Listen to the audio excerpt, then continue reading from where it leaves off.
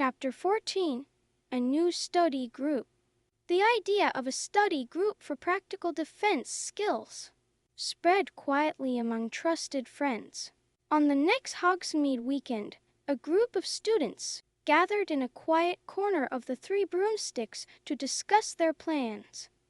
Harry, Ron, and Hermione arrived first, nervously, sipping butterbeers as they waited for the others.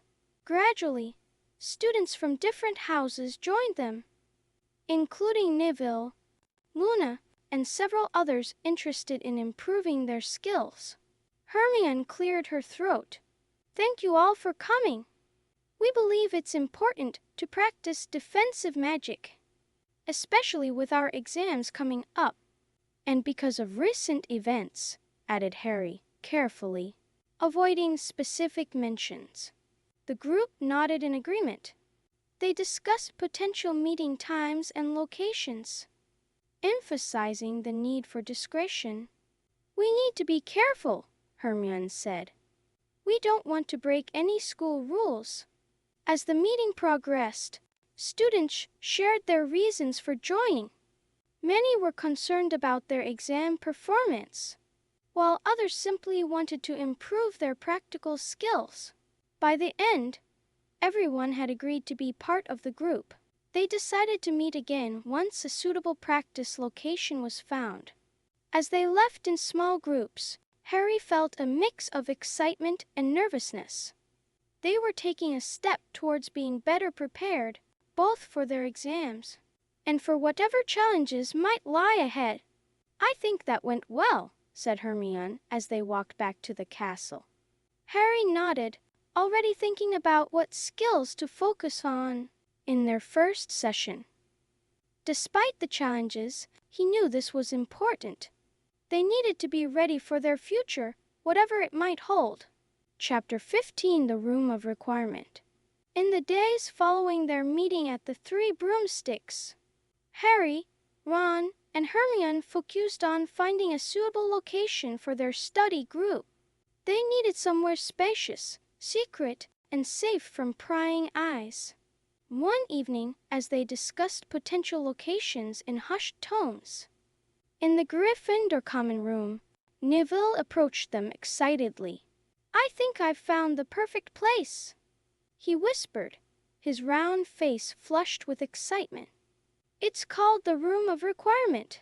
I was walking past the Tapestry of Barnabas, the Barmy on the 7th floor, thinking about how we needed a place to practice, and a door appeared." Harry leaned in, intrigued. "A door just appeared? How does it work?"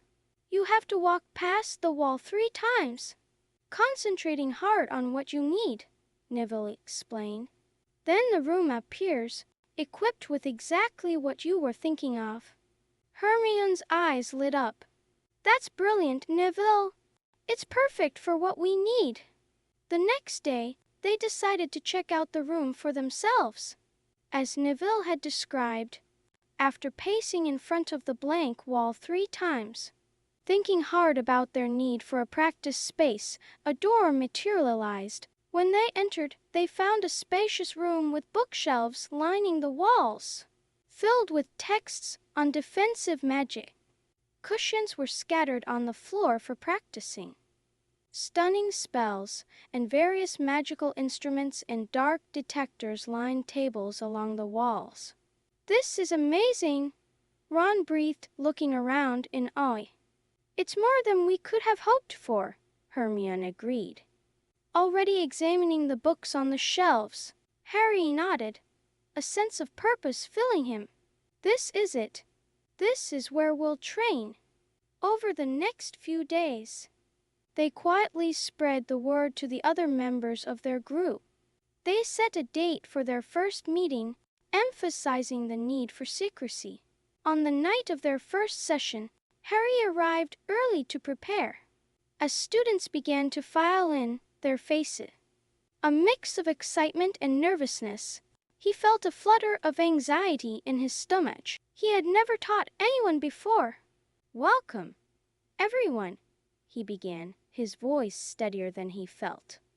Today we're going to start with something basic, but essential, the disarming charm. As they paired up and began practicing, Harry moved around the room, offering advice and encouragement. He was surprised to find that teaching came naturally to him, and he felt a sense of satisfaction as he watched his classmates improve. By the end of the session, everyone had made progress, and there was a palpable sense of achievement in the room. That was really good, Harry said as they prepared to leave. Next time, we'll move on to stunning spells. As the students filed out in small groups, careful not to draw attention, Hermione approached Harry with a smile. You were a great teacher, Harry, she said. I think this is going to make a real difference. Harry nodded, feeling a mix of pride and determination. They were taking control of their education, preparing themselves for whatever challenges lay ahead. It felt right, like they were finally doing something concrete in the face of the uncertainties that surrounded them. As he left the room of requirement, Harry felt a renewed sense of purpose. Whatever the year might bring, they would face it together, growing stronger with each practice session. Certainly, I'll continue the story. Chapter 16, Educational Decree Number 24. The success of their first meeting filled Harry with a sense of purpose he hadn't felt in a long time. However, this feeling was short-lived. The very next morning, they were greeted by a large sign in the Gryffindor common room. BYORDERTHINQUISHINQWIRTS. All student organizations, societies, teams, groups, and clubs are henceforth disbanded. Permission to reform may be sought from the High Inquisitor Professor Umbridge.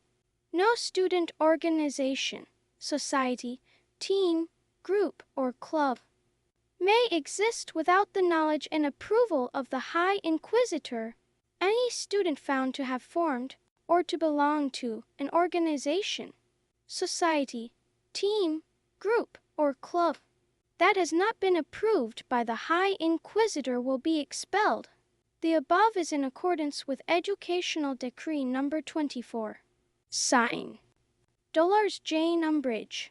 HIGHINQUISITOR. Harry, Ron, and Hermione exchanged worried glances. This isn't a coincidence, Hermione whispered. She knows. She can't, Ron argued. We were careful. We have to warn the others, Harry said, his mind racing. We can't stop now, not when we've just started.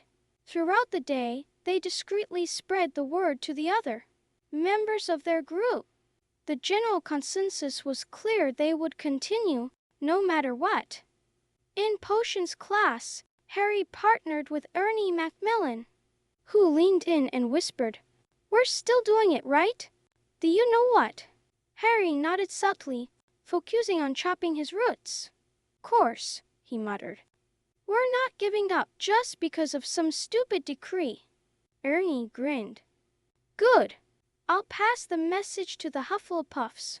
As the day progressed, the atmosphere in the castle grew tense.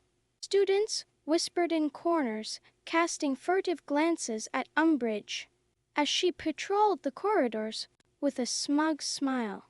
That evening, in the safety of the Gryffindor common room, Harry, Ron, and Hermione huddled together, discussing their next move. We need a way to communicate, Hermione mused. Something that won't look suspicious if Umbridge finds it. What about enchanted parchment? Ron suggested. Like parchment that only shows the message to specific people? Hermione's eyes lit up. Ron, that's brilliant. I think I know just the spell. As they brainstormed ideas, Harry felt a renewed determination. Umbridge might think she had the upper hand, But they weren't going to give up that easily. They were learning to defend themselves, and no amount of educational decrees was going to stop them. "We're doing the right thing," Harry said firmly. "And we're going to keep doing it, no matter what Umbridge throws at us." Ron and Hermione nodded in agreement. The challenge had been issued, and they were ready to rise to it. Their secret group, now more important than ever, would continue to meet and grow stronger.